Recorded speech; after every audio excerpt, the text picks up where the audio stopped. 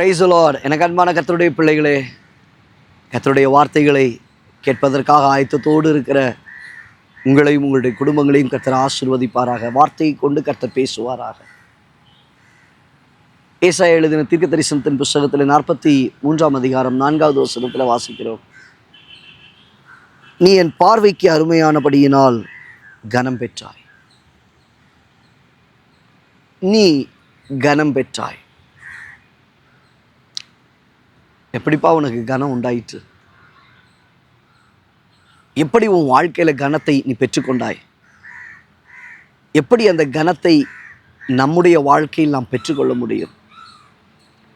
என் பார்வைக்கு நீ அருமையானபடியால். இன்னைக்கு மனிதர்கள் ஓடுகிறார்கள். மனிதர்கள் எல்லாருமே ஓடும்போது தன்னை சுற்றி இருக்கிறவர்களுடைய பார்வைக்கு அருமையாக இருக்கணும்னு நினைக்கிறாங்க, அவர்களுக்கு பிரியமாக இருக்கணும்னு நினைக்கிறாங்க. இன்னைக்கு ஒரு தம்பியோடு பேசிகிட்டு இருக்கும்போது அவர் சொல்கிறாரு, நாங்கள் வேலை செய்கிற இடத்துல இந்த மாதிரிலாம் இருக்குது, அவங்க கூட போகலன்னா தப்பாக நினைப்பாங்க, அதனால் கூட போக வேண்டியது இருக்குது. தேவ பிள்ளையே, நான் சொன்னேன், நீ அதை செய்யணுன்ற அவசியம் உனக்கு கிடையாது. ஆனால் நீ சொல்லு, எனக்கு தலை வலிக்குது, என்னால் முடியலை. நீ என்ன எக்ஸ்பிரஸ் பண்ணுறியோ அதாங்க வரும். நீ உன்னை என்ன கொண்டு வரியோ அதை தான் நீ வெளிப்படுத்த முடியும். நீ தேவனுடைய பார்வையில் கனம் பெற்றுக்கொள்ளணும் அப்படின்னா மனுஷனை பார்க்காத, முகஸ்துதிக்காக காரியத்தை எதையே செய்யாத.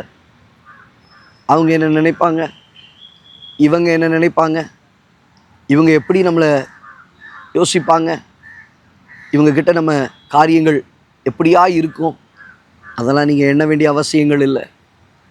ஆண்டவர் சொல்லுகிறார், நீ என் பார்வைக்கு அருமையானபடியினால் கனம் பெற்றாய்.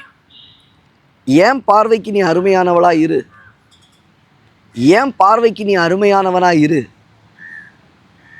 அவர்களுக்கு இவர்களுக்கு என்று சொல்லி நீ யோசிக்காத. யோசேப்பினுடைய வாழ்க்கை, அவன் பார்வோனுக்காக இல்லை, பார்வோன் மனைவிக்காக இல்லை, சிறைச்சாலை தலைவன் இல்லை, அதிபதி இல்லை, யாருக்காகவும் யாருடைய காரியங்களுக்காகவும் முகஸ்துதி செய்கிறவனாய் இல்லை. முகஸ்துதி அங்கே காணப்படலை. வசனம் சொல்லுகிறது, அவன் தேவனோடு இருந்தான், கர்த்தர் அவனோடு இருந்தான். அவன் காரிய சித்தி உள்ளவனானான். அவன் போகிற இடத்துல கர்த்தர் அவனுக்கு தயவு கிடைக்கும்படி செய்தார்.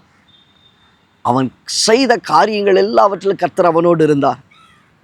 தேவன் யோசேப்பை கனம் பெருத்தவனாக, கனம் பொருந்தினவனாக, கனத்திற்குரிய பாத்திரமாக எகிப்து தேசத்தை போஷிக்கவும், தன்னுடைய குடும்பத்தை போஷிக்கவும், தன்னை சுற்றி தன்னை நம்பி வருகிறவர்களை போஷிக்கவும் கர்த்தர் அவனை தூக்கி நிறுத்தினார், ஆசீர்வாதமாக்கினார்.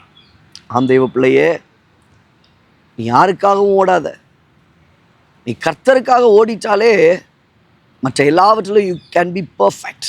நீ எல்லாவற்றிலும் பரிபூர்ணமாக இருக்கலாம். நீ கர்த்தருக்காக ஓடாத பட்சத்தில், கர்த்தருக்காக அவர் பார்வைக்காக நடக்காத பட்சத்தில் உன் வாழ்க்கையில் எதுவும் செய்ய முடியாது, எதுவும் நடைபெற முடியாது.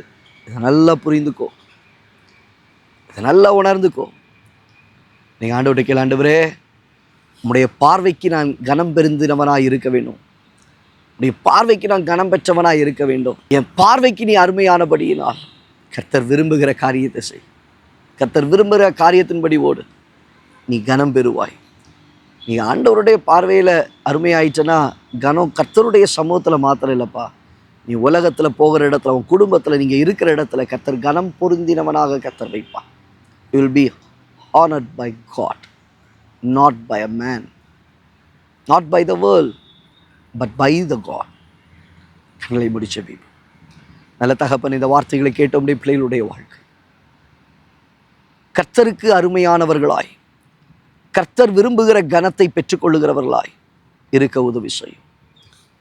என் பார்வைக்கு அருமையானபடியினால் நீ கனம் பெற்றாய் என்று சொல்லப்பட்டது போல கனம் பெற்றுக்கொள்ள உதவி செய்.